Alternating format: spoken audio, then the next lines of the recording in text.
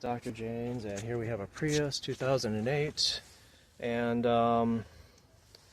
tried, it was giving me the triangle of death. It was giving me no error codes. I tried using a regular scanner with the OBD on it. Here we go.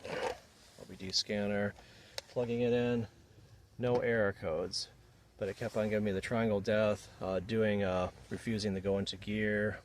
So I wanted to troubleshoot it. So I got something called Techstream on a laptop, and we'll try this, see if this gives us any error codes, because obviously the car knows that there's something. If it's throwing a fault, there is something that's going wrong, and the computer somewhere in the car knows what it is, but the OBD scanner is not picking it up. So this is a specialized software for Toyota, and I got the cable online for about $30. I'll put it at the end of the video if you're interested in trying to do this. I'm going to show you how to set this software up, because it was not easy, and we'll just try using it and see how it works. Yeah, very cool, huh?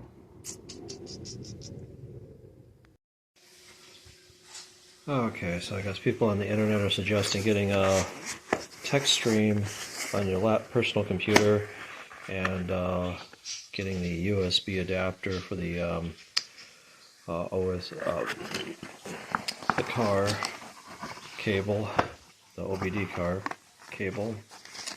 So let's take a look. I ordered the cable, and it comes with a free copy of Techstream. Okay.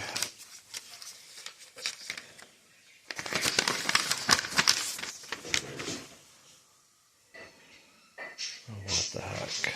Okay, these are instructions to install it, I guess. Turn off your antivirus. Okay. Here's our cable, and I guess it's a mini-sized disc.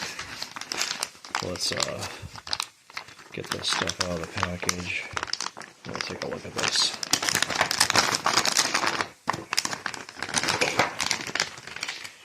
Okay, so here is the OBD cable that hooks to your USB, and here is the disc. And let me get my laptop, and we will try this out to see how this works. Okay, so here's the disc that came with our cable here. Our cable, and there's no drive on this computer. So I had to use another computer and copy this disk onto a USB, and then they tell you to take that USB, okay, and copy its contents to the desktop. Okay. Open with folders to view. Okay, so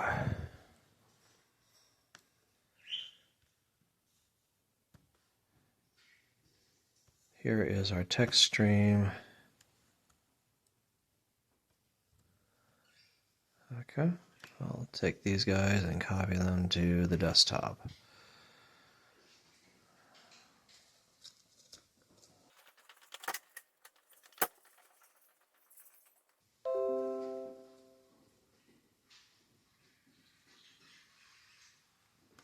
Okay, so they're copied onto the desktop, the two Techstream folders. Okay.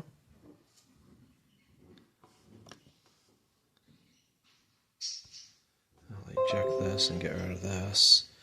And we'll look at the next step. I think the next step is they want you to disable the firewalls. They say that several times in the helpful little note that they left here. So let me see if I can do that. Okay, so here's some advice for disabling the antivirus. So go to Windows Security.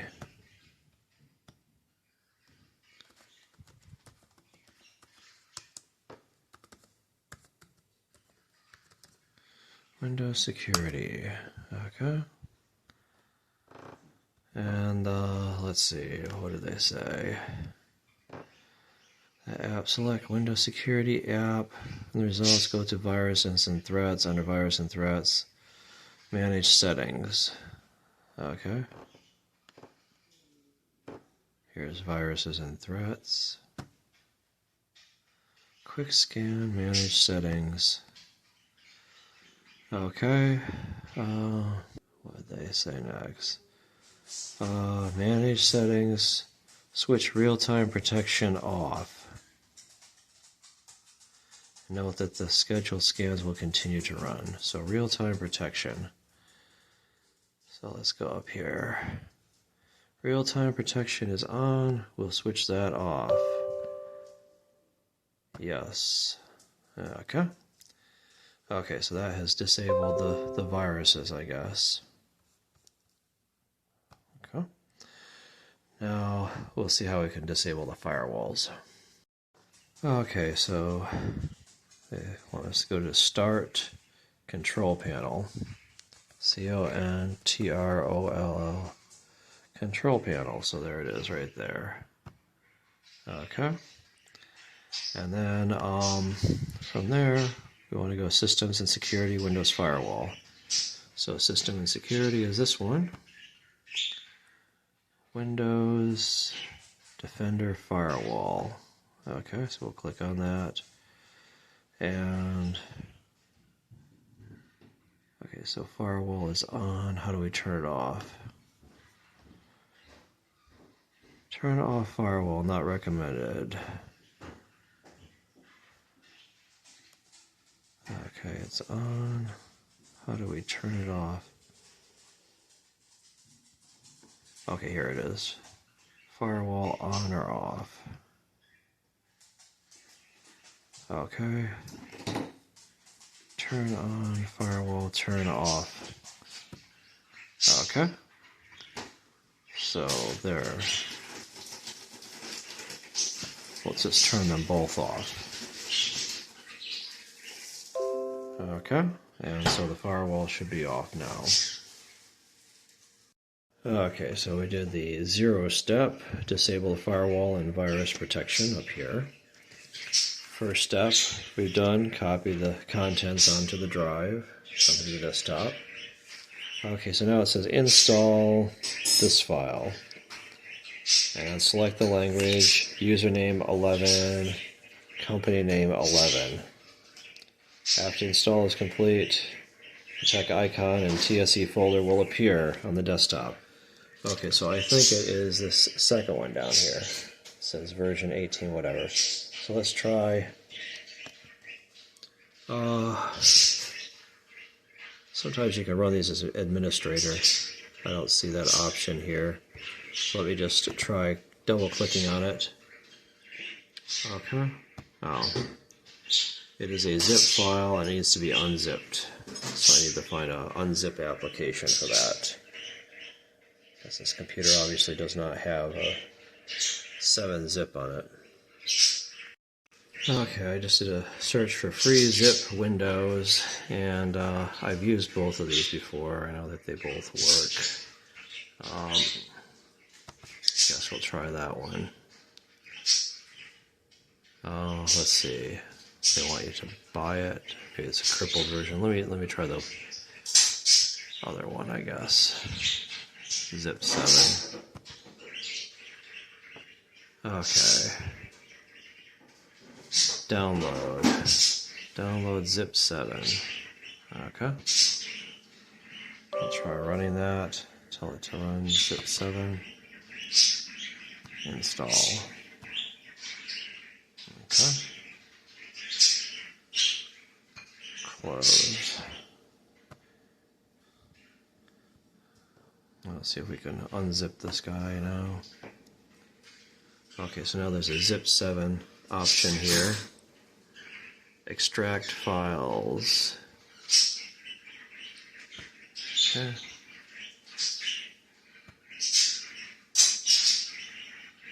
Sometimes it's nice to, I guess, since we gotta extract these files. Let me try this.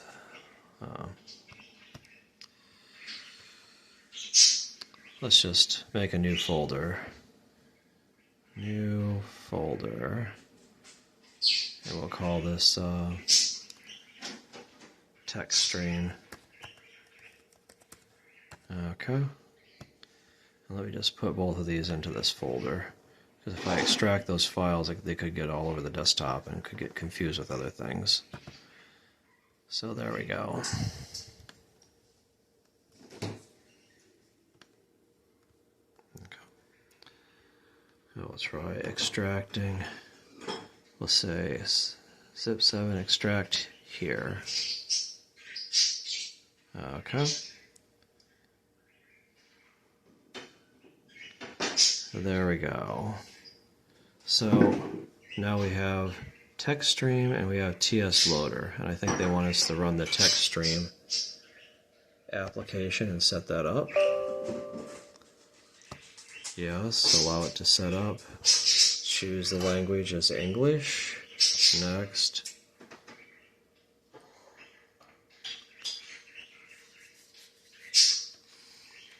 Okay. You have to accept this. Next. Let's put in, they said username as 11 and company as 11. Okay.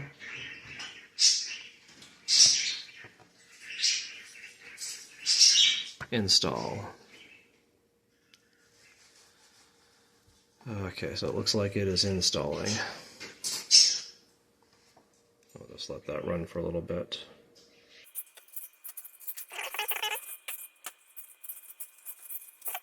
Okay, it looks like it completed, and it said that it will put two icons on the computer, the Techstream icon, the TSE folder. So it looks like these two icons did just appear, and let's see. Okay, usually you do have to restart the computer, so I'll just tell it to restart. Okay. And we'll see what happens. Hopefully there's no Chinese viruses on here. I don't know if you saw this. Please note, anti-software can flag this up as having viruses. This is a false positive due to software containing application files. So our this item software is completely safe and virus free. Okay, our this item software is completely safe and virus free. Okay. Okay, so we installed this item here, and these icons came up on the screen as such. I rebooted the computer. Now it says corresponding to the properties. I believe this is probably 64-bit computer. You're supposed to choose to install 32 or 64-bit. To install icon or not, run the driver directly and return to desktop. Okay, this is really confusing. Right-click the generate driver desktop icon and run as administrator. Right-click the generator driver desktop. Okay, I'm not sure which of these. I want to look in this folder. So this folder has a couple things in here, and that one's empty, the default user. And come on, let's see what that other file says. This is Techstream backup. There's a README file in here. It says Techstream service event files that are not saved by the user will be temporarily stored in this folder for 30 days. Okay. After they will be deleted. Okay, so I guess it will save the Techstream data in here if you do not store them right away. Okay. Okay, so I don't think that you want to click on that thing yet, because that didn't seem to make any sense. Let me just check to see what's in here. Okay, so in here, this is our original folder that we unpacked. There is a, let's see, what's patch? Oh, okay, so here is the 32 or 64-bit. Okay, here's a README file. So let's take a look here. Note, you need to close all antivirus firewall, otherwise driver files will be deleted. Install Techstream setup. Okay, so we did that one. Install drivers for JLR. Open software port and select JLR driver. Put files in the patch folder on the desktop and open the software through the shortcut icon. Okay, let's just try to do the next step. I guess if we look under patch here, we have looks like 32 or 64 bit. Let's try running these. Run as administrator. Okay.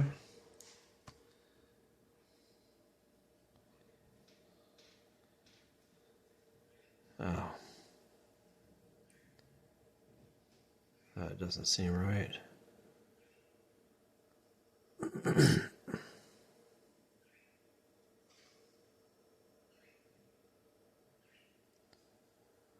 Okay, so it's not connecting. Here's our cable. Maybe we'll try to plug this guy in here. Let's take a look at this. Here's our USB port over here. Yeah, remember, it's always 50-50-90. 50-50 chance of plugging in right. 90% of the time it will be wrong. Okay.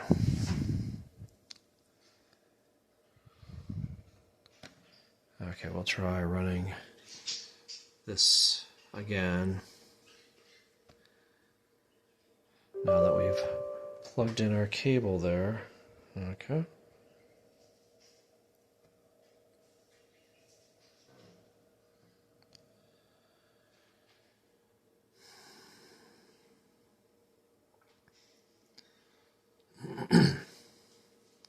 We'll see if this works.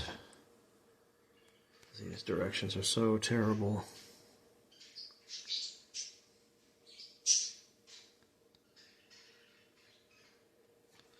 Okay, let's close that. And I'll study these directions some more. The nightmare continues because now it has associated the .rar with Windows Explorer, and I don't know how to unassociate that. See, it's an RAR file. I looked up on the internet and it says that WinZip should be able to open RAR files. So let's see if we can open this up and extract it. Okay. Let's see. Computer.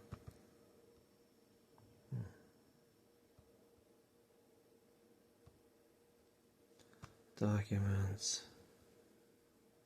Desktop. Oh.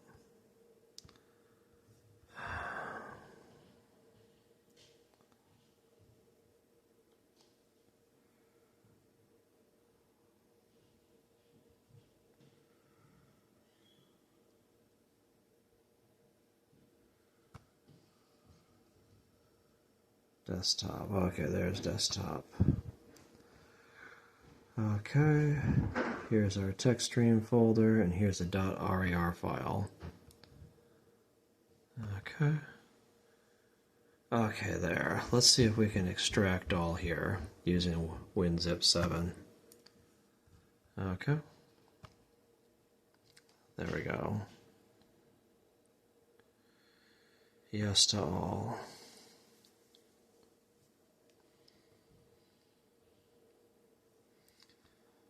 See if we got anything different by extracting that. Okay.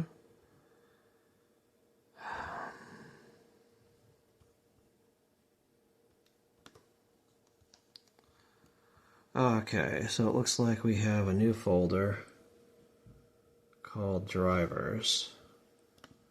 Let's try extracting that.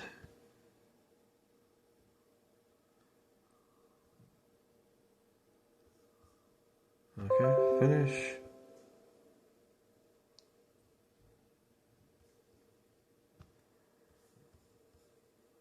Did it extract them? I don't see it extracted anyplace.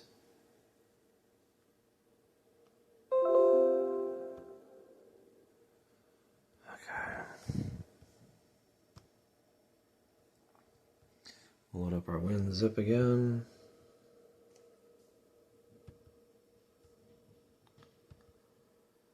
And we will go to drivers now. Okay. Come on, you stupid thing. Get rid of this garbage. Yeah. Oh, wait. Maybe I have to return off all the firewalls again, because I did reboot it, and they might have started them all back up again.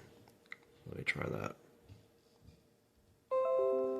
Yeah, see, it's having a problem here. Let's try extracting all these, though.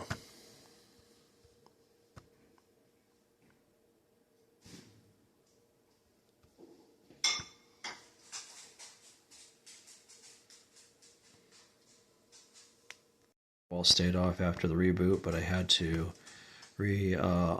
disable the antivirus. So I went back into there as I showed before. And okay, so let's try to see if we can extract the drivers. Extract all. Okay. Okay, there. We've extracted the drivers, okay? Okay, so I think we want 64-bit driver. Okay, so I think this is the driver under this folder. So let's try to run as administrator. Okay. And we'll give it permissions. Okay.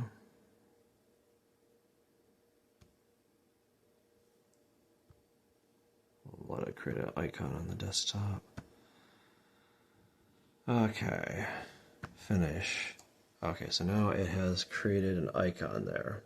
So let me read through these cryptic directions again and we'll see what the next step is. Oops, I guess it wasn't done.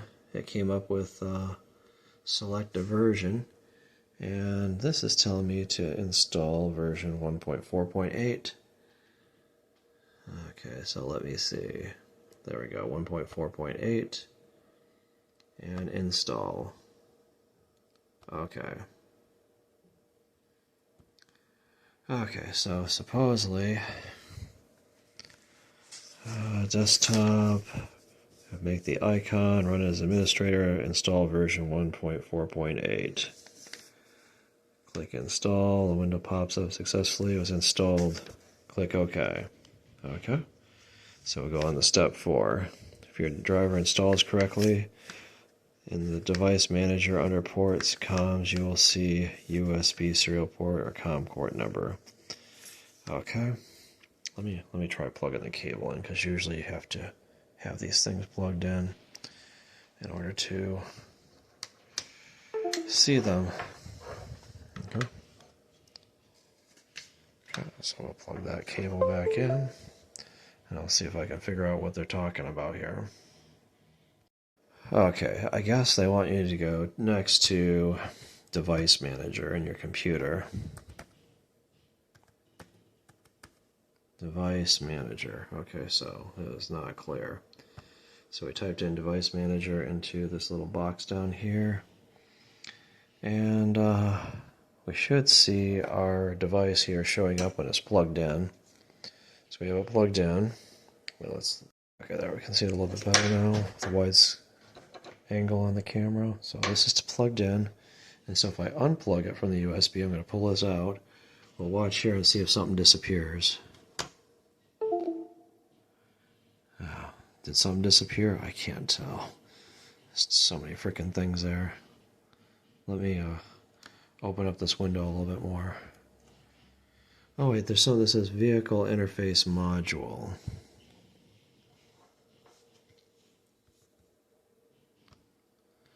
WinDriver. Okay.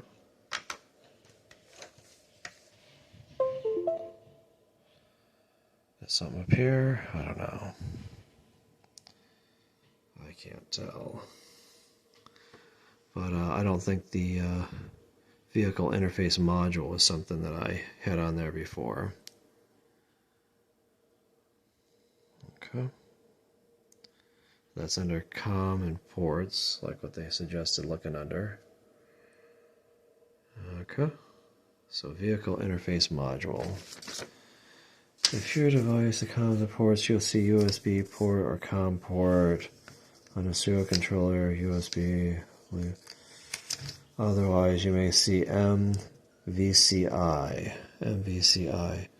VCI vehicle control interface. Okay. I don't see that specifically, I just see a vehicle interface module. So I'm going to guess that is our driver, right down there at the bottom, under COM ports. Wow. Okay, I don't know. Okay, so we are on to step 5 now. It says please cancel out of the... Okay, so we already did that setup. And then you want to go into Techstream software and click setup. And then click VIM select for interface setup. Then click the drop down and should have options for this. Okay, so I'm not sure which software they're talking about. Guess we'll try this one again.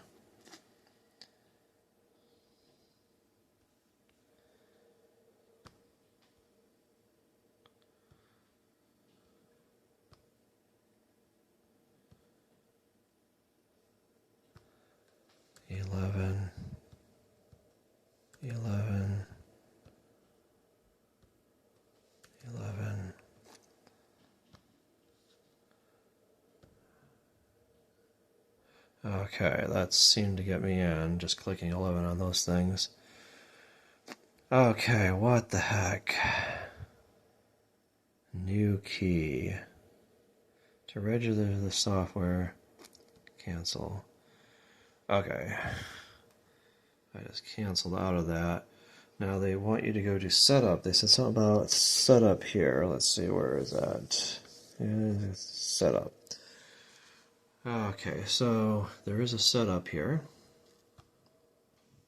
And they want you to go to VIM select.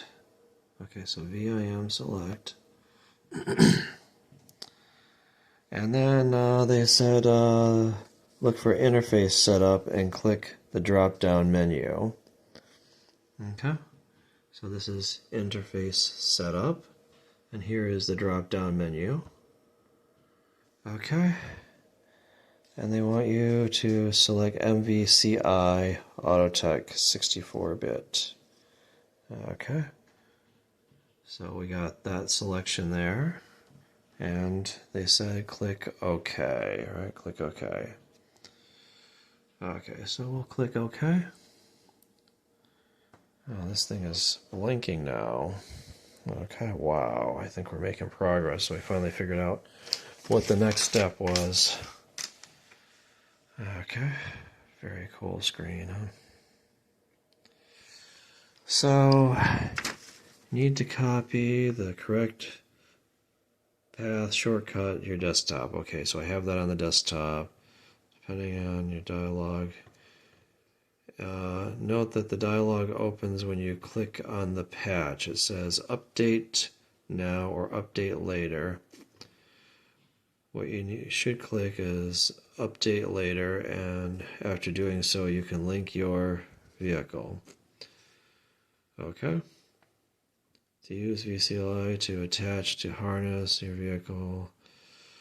Okay, so do not open Techstream application directly. Okay, so we should double click on the patch icon. That's interesting. Okay, so I don't know, this may be set to go. I don't know. What a confusing thing. Okay, so here is our device. Okay, for the Prius, our Techstream cable or OBD cable, Techstream on our computer. Let's try this out. Okay. So we have our Techstream hooked up. I hooked up the plug to the OBD, and they're telling me in the directions to start it through the patches, not through the Techstream icon. And so this is in that directory where I unpacked everything. There's something called patch, and it should be the 64-bit. So let's try starting that and see what happens. Okay.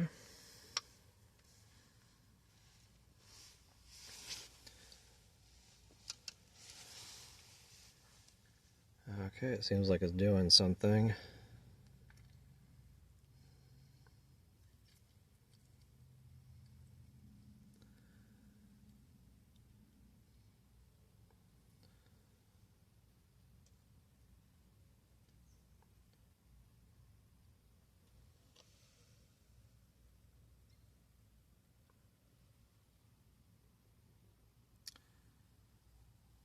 Okay, so here's some screen. It says Toyota, and we can select the model number and see if we can find Prius. Okay. And this one should be a 2008.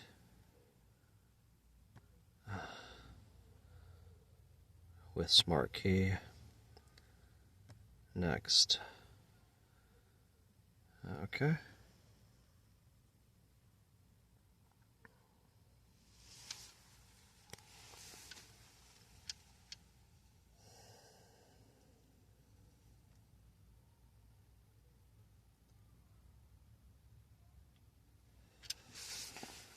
Okay, what do we got here? Yellow is ECU status unknown, white ECU communication okay, and light blue ECU with asterisk ECU communication okay, and pass but not responding now. Okay. Let's see what...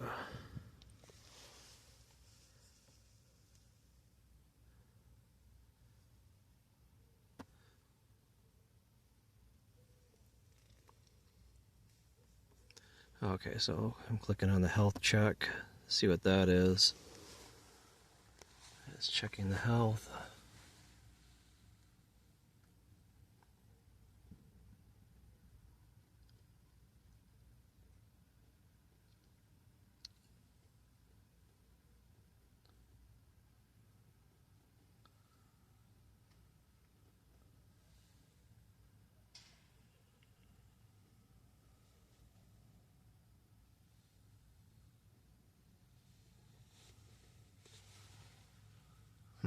Maybe I need to have the car on. I just have it on the off state. Let me try turning this on.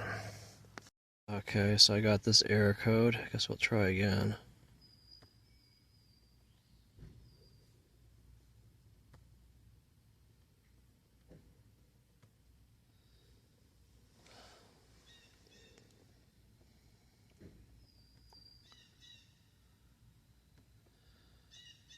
Okay.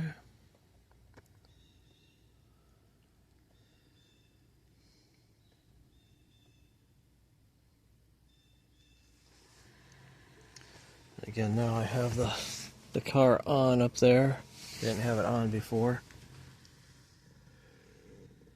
Okay, so what it is, I clicked on this unit, and I clicked health check, and click next. These are all yellow, but I already did the health check once and they all turned white. We'll just run the health check again. And I'm not sure, it wants to access the internet, and I don't have the internet here, so I tell it to just go ahead and do the health check without the internet.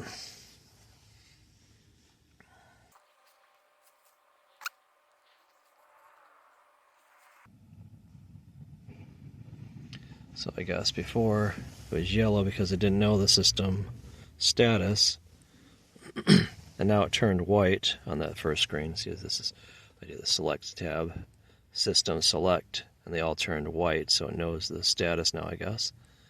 Click on the stored data, and here is, these might be the error codes, I don't know. Calibration, configuration. Okay, so hybrid system POAA6. Okay. Current configuration, history, tested, fault. I don't know. Okay, well, looks like we have something under the ABS U0123, U1024, U1026, U02. Okay, so I'll have to see what these are. Tire pressure monitor, air condition. Let me scroll down. We have a scroller thing here, so we can scroll down. And I guess there's nothing else under those. Okay. Okay, so I'll have to look up these error codes and see if this helps me. Okay. Okay, just scroll down, making sure I got the rest of the errors at the bottom here. Okay. Okay, let's try some of these other functions. Tried customize settings. I don't think I want to reprogram any of these things, but I guess you can maybe reprogram that stuff. Let's see, I don't want to reprogram the ECUs. Let's try the CAN bus communications. Communication bus check. Oh, it seems to be saying it's not communicating. Whatever that means. Okay.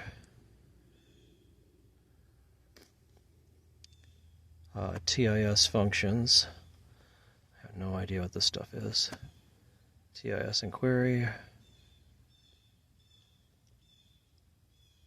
Oh. I guess that's calling stuff to the internet, which I don't need that. Read data function.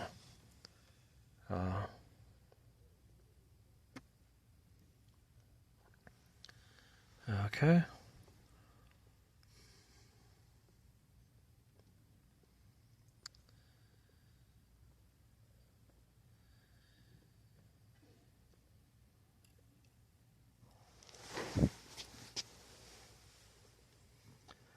Okay.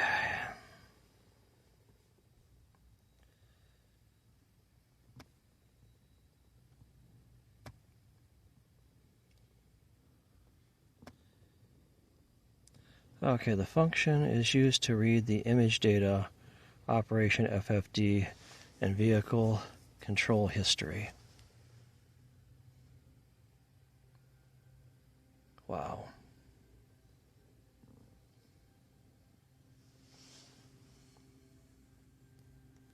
So it could take a while. I'll let it run for a little bit. Functions not supported. Okay, I guess we can't do it. Okay, so here we have the triangle of death and all sorts of other errors. And the car is failing to go into gear. It's just going into neutral. And complaining about things. I guess it's because I have the door open. But it won't go into drive. Let's take a look here. Here's OBD that I have plugged in down there. And let's see what kind of errors we have. Okay, so this one says engine bank, read codes, stored codes, no codes. Okay.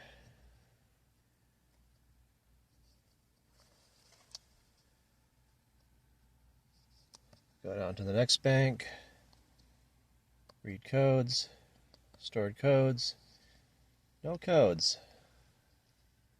Okay, we'll go down to the next bank. That's all we have on this one. Read codes, stored codes, no codes. Okay, so this is telling us basically nothing. Nothing to help us out to figure out what's going on with this crazy car.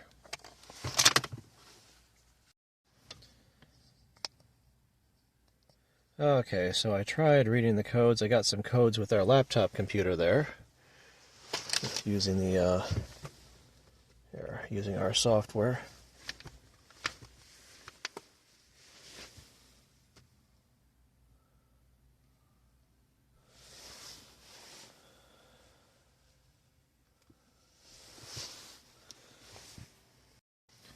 Okay, I tried using our laptop here, and I got codes using the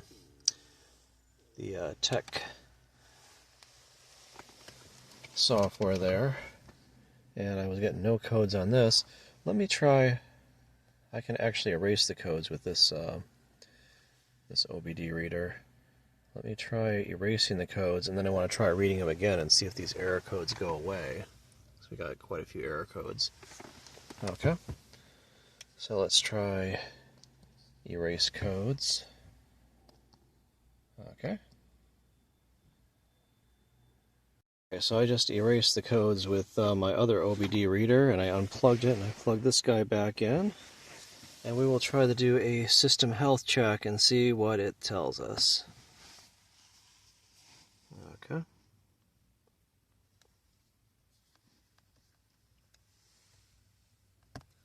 Next. Okay, it looks like we're doing a scan. Oops, I don't have the car on. Okay, let's try.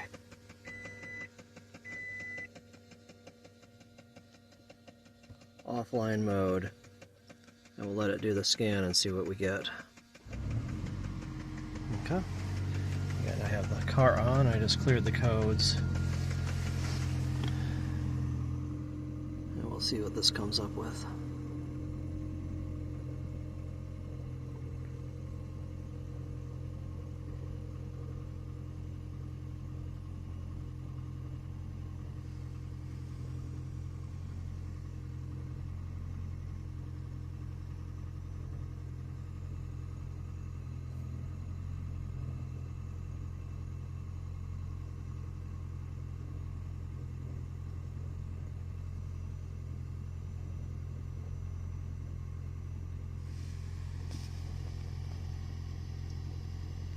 Okay, so it looks like now that I've cleared the codes, the hybrid error has gone away.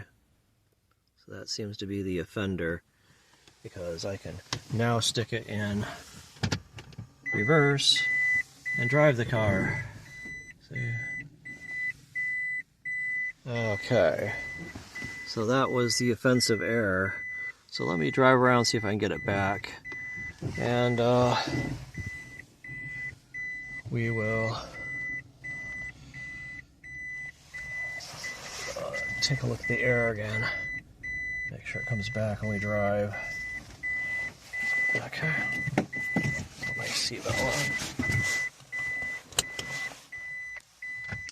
Put it in drive. And here we go.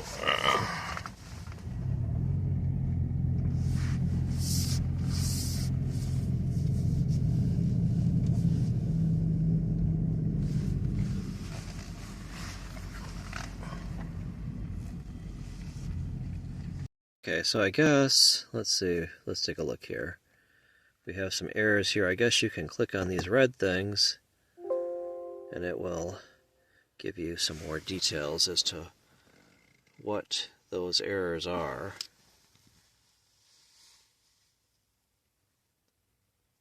Okay. Oh, let's see, look at that. Lost communication with yaw rate sensor. Lost communication with lateral acceleration sensor. Lost communication with steering angle sensor module. So there we go. And it saves all this data, I do believe, in these folders over here. So you can go back and look at them. Here's the Techstream backup. Oh. Is that the right folder? Yeah, I thought so. I thought I had a bunch of them in there. Okay, anyway. So there we go. Anyway, so there is your Techstream data, and you got all these tabs at the top so you can look back through the stored data and see what your errors are, or the other checks that you did. And this gives you a lot more information than the normal OBD that you can just buy from Amazon or whatever. Okay, so here is the main screen. We go up to the System Select tab, select that one, and I found that there's an arrow down here, and it says Live Data. So if we click on that,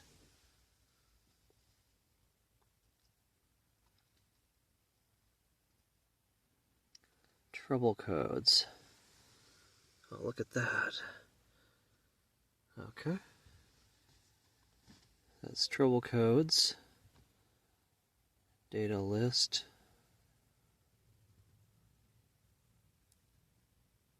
Wow. Look at that. We got all sorts of stuff there. Vehicle RPM, engine speed. The engine speed is 0. What else we got?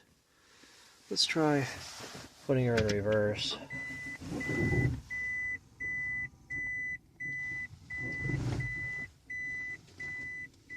See if any of these change.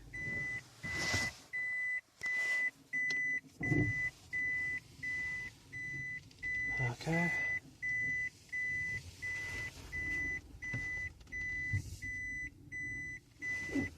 Now we'll put her into drive.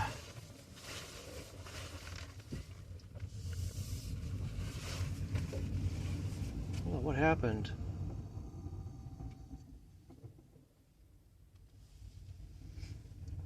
Program went away.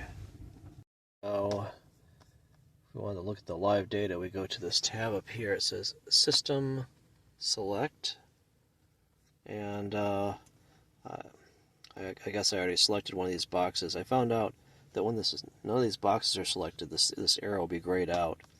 So if you select one of these boxes, like you can select Hybrid Control, Engine, ECT. I wanted to look at the high voltage battery because it was giving me some errors there earlier, a PO AA6 or something like that. Okay.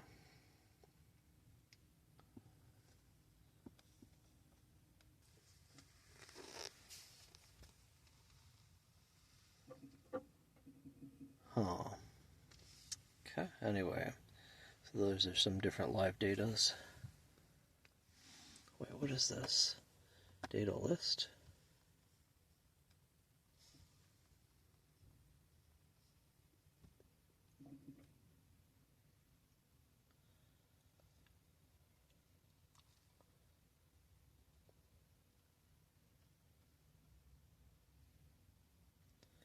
Okay, there.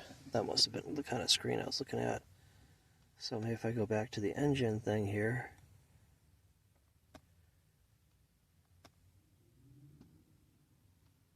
I do data list. It'll give me a list of stuff here.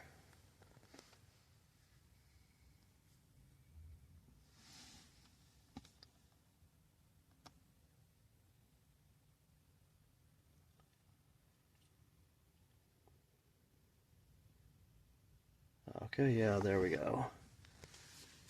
Vehicle speed, calculate load. Okay, all sorts of good stuff here. Okay, we have a battery voltage of 13.3. I just wanted to see if I start driving the car here. Start driving the car. There's a live data change.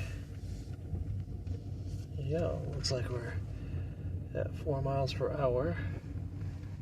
So we drive down here. Okay, 4 miles an hour. Okay. Wow, very cool,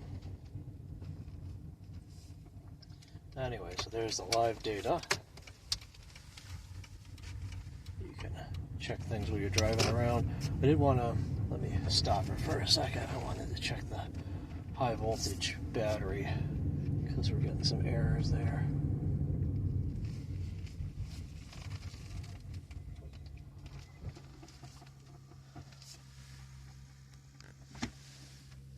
Okay, let's see, system select. There's the high voltage battery. We'll get the live data for that. Okay, we'll do data list because it's on trouble codes.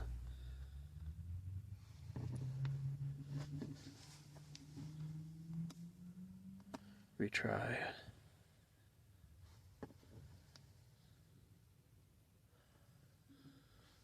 Okay.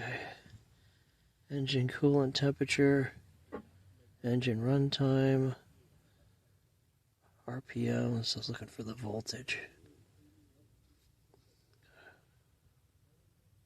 That's the auxiliary battery, 13.4 volts.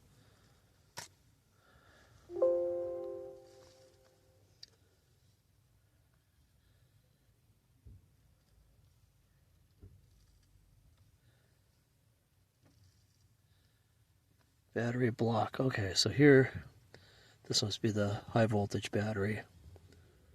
So we can look at the different voltages on the battery. It looks like 15, 15, 15, 15, 15.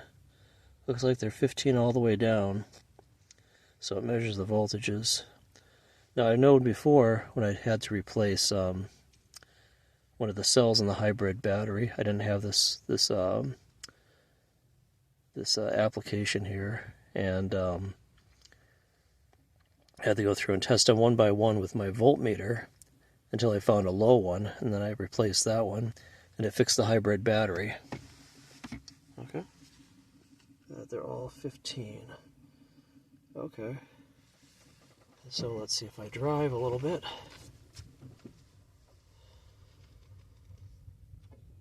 Okay, it looks like the voltages keep on fluctuating. I'm stopping.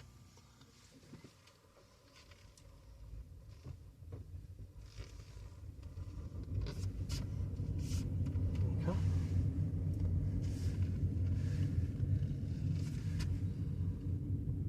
See the voltage changing. I'm driving. Just on electric right now. Okay, it looks like they're going down. Stopping. Stopped out there. Start going again.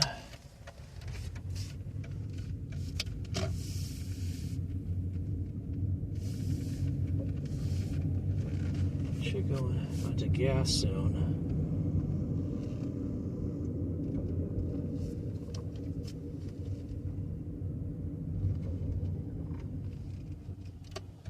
Okay, what do I do?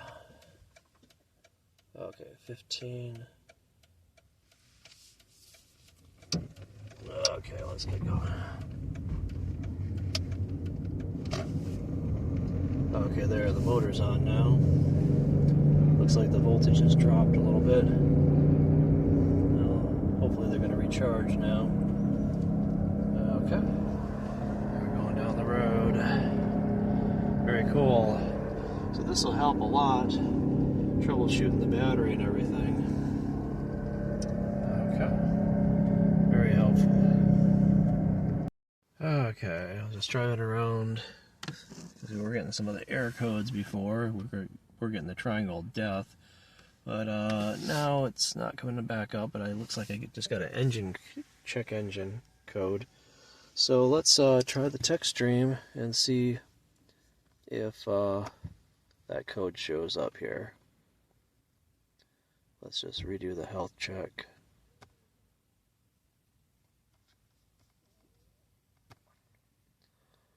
We'll see what kind of error codes we get.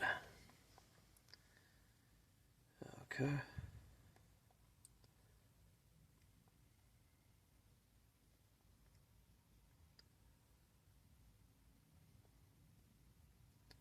Let that run for a little bit.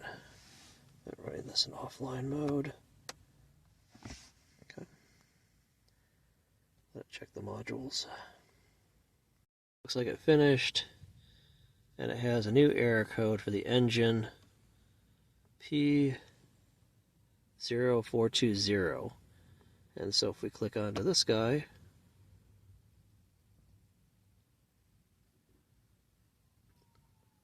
we can get a little bit more details, hopefully. Oh, I guess we got to click on trouble codes. Okay. Catalytic system efficiency below threshold bank 1. That's never good. Okay.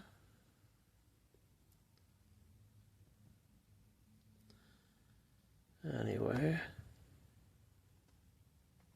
just curious what that button does.